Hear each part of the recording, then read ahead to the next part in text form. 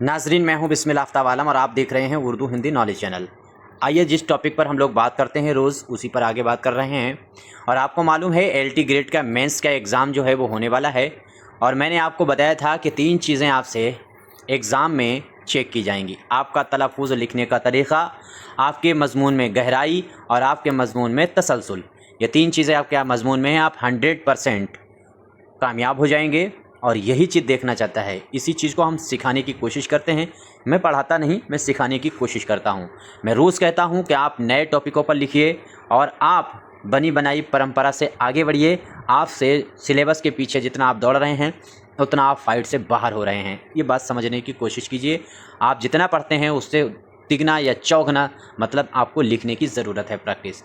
आज हम एक बहुत अलग तरह का टॉपिक आपके सामने लेकर के आए हैं और आज जो हम बात करेंगे वो हमारा मजमून है। देखिए, हम ये दिखाना चाहते हैं, ये बताना चाहते हैं कि नए नए टॉपिकों पर किस तरह से आप लिख सकते हैं।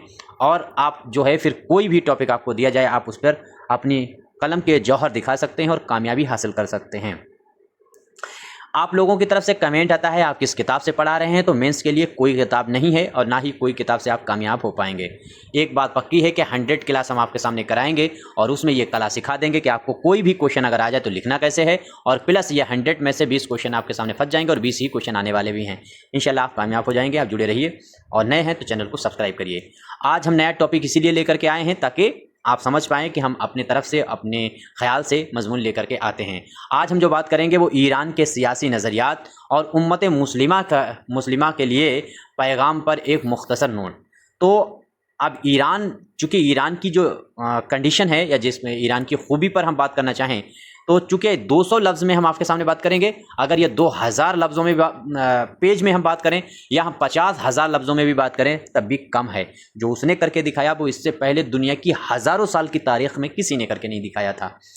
ठीक है, वो हम बाद में बात करेंगे, वो एक अलग मैटर है। अब यहाँ से देखते हैं ईरान के वाले टॉपिक पर हम लोग बात करते हैं और टॉपिक में शुरुआत करते हैं। देखिए, जदीद तारीख़ में आयतुल्लाह ख़ामैनी की क़यादत में आने वाली ईरानी इनकलाब एक ऐसा वाक़या था जिसने दुनिया को चौंका दिया।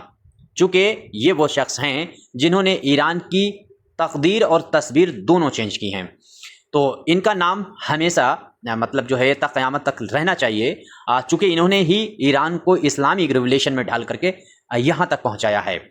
मज़हब के पैराए में ढालने का काम, उससे पहले वहाँ सब वेस्टर्न कल्चर था, सब बिगनिंग में लड़कियाँ घूमती थीं। अब आप बोरके में देख सकते हैं। तो अब आगे देखिए कि इनकलाब का वाक़या था जिसने दुनिया को चौंका दिया। ईरान के अवाम ने एक तवील जद्दोजहद के बाद शाही निज़ाम का ख़ात्मा किया, जिसकी क़यादत यानी आयतुल्लाह ख़ामैनी साहब से पहले जिसकी सरकार वहाँ पे थी, और वो वेस्टर्न कल्चर में घुला हुआ आदमी है और जो इस टाइम मसला हो रहा है वो उसमें भी लीन आदमी है, अमेरिका में बैठा है। नाम क्या है उसका आप देख लीजिए, तो वो है मोहम्मद रज़ा शाह पहलवी। ठीक है, मोहम्मद रज़ा शाह पहलवी थे और जिन्हें अमेरिका की हिमायत हासिल थी, आज भी हासिल है।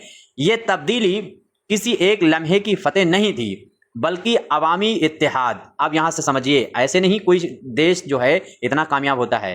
क्या होता है वहाँ? अवामी इत्तेहाद था, कुर्बानी थी, नज़रियाती जो है उनका तरीक़ा जो इस्तेकामत का नतीजा थी। इनकलाब के बाद ईरान ने अपनी खुद मुख्तारी को अव्वलन तरजीह दी, जिसके वाइस उसके अमेरिकी और इसराइल के साथ ताल्लुकात कशीदा हो गए। ठीक है, यही वजह है कि इन दोनों से इनकी बिगड़ गई। ये बहुत बड़ा मसला था कि अमेरिका का सबसे जानशीन और सबसे अच्छा दोस्त कोई था तो ईरान था। क्यों था? रज़ा पहलवी था और वो उनका ग़ुलाम था, तो उसी हिसाब से दोस्ती थी। अब सबसे बड़ा दुश्मन ईरान ही बन गया है। ख़ास तौर पर ईरान, ये गमाल बहरान ने दुनिया को ये पैगाम दिया कि ईरान अब बैरूनी दबाव को आसानी से कबूल करने के लिए तैयार नहीं। ये कहना कि ईरान ने एक ही झटके में अमेरिका को हरा दिया, हकीकत की सादा तस्वीर है। असल कामयाबी ये थी, यहाँ से देखिए, असल कामयाबी ये थी कि एक कौम ने अपने, अब यहाँ से समझिएगा, एक कौम ने अपने फ़ैसले खुद करने का अज़्म किया और उस पर कायम रही। यही सबक उम्मत मुस्लिमा के लिए निहायत अहम है।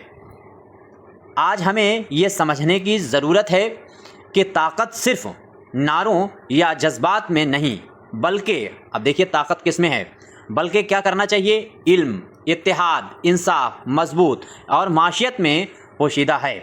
सब इस तरह से मिलकर के तमाम ताकत बनती है। अगर उम्मत मुस्लिमा अपने अंदर इत्तेहाद पैदा करे, तालीम को फ़रोग़ दे और बाहमी अख्तलाफात को कम करे, देखिए यहाँ से समझिएगा, यहीं पर हम थोड़ी और बात अभी करेंगे, बाहमी अख्तलाफात को कम करे तो वो भी आलमी सतह पर बावकार मकाम हासिल कर सकती है। तारीख़ हमें यही सिखाती है कि जो कौमें ख़ुद को बदलती हैं, दुनिया भी उन्हें बदलते हुए देखती है। अब यहाँ से एक चीज़ समझने की ज़रूरत है। ये एक बात मैंने कही थी कि मैं एक बहुत बड़ी सूचना भारतीय सरकार को देना चाहता हूँ, गवर्नमेंट सरकार को देना चाहता हूँ कि आतंकवादी हमारे भारत के अंदर बेशुमार हैं और उनकी गिरफ्तारी कर ली जाए और उनका पता हम बताते हैं। आप पाकिस्तान के तमाम ऐसे जो कट्टरपंथी मौलवी हैं उनकी तकरीरें सुनिए। वो दूसरी छोटी जो कौम हैं, चाहे वो फ़िरका के, चाहे वो शिया हों, चाहे वो सुन्नी ही फ़िरके में से कोई दूसरे हों, उन पर लगातार हमले, उनका इस्तेहसाल करने की बातें करते हैं। कुछ इसी तरह के मौलवी हमारे हिंदुस्तान में हैं, देवबंदियों में भी हो सकते हैं, बरेलवियों में भी हो सकते हैं और भी तमाम लोगों में हो सकते हैं, जो लगातार ये कहें, माहौल को बिगाड़ेंगे कि वो शिया हैं या सुन्नी हैं, यानी समाज को बांटने का तरीक़ा वैसा ही ये फैलाते हैं समाज में जैसा आतंकवादी पाकिस्तान के फैलाते हैं। लिहाजा अगर कोई भी मुस्लिम मौलवी अगर देवबंदी, सुन्नी, बरेलवी, शिया अगर फैला रहा है तो सरकार को देशद्रोह का मुकदमा फ़ौरन उन पर लागू करके और उनको उसी धारा में, उन्हीं कार्रवाई में गिरफ्तार करना चाहिए जो पाकिस्तानी मौलवी कर रहे हैं, क्योंकि वहाँ पर आतंकवाद मौलवी फैला रहे हैं पाकिस्तान में और यहाँ पर भी ऐसे ही मौलवी हैं। तो इन मौलवियों को फ़ौरन चिन्हित कर लें, या तो ये मोसाद के एजेंट होंगे या फिर पाकिस्तान ISI के एजेंट होंगे, तो इनको गिरफ्तार करें।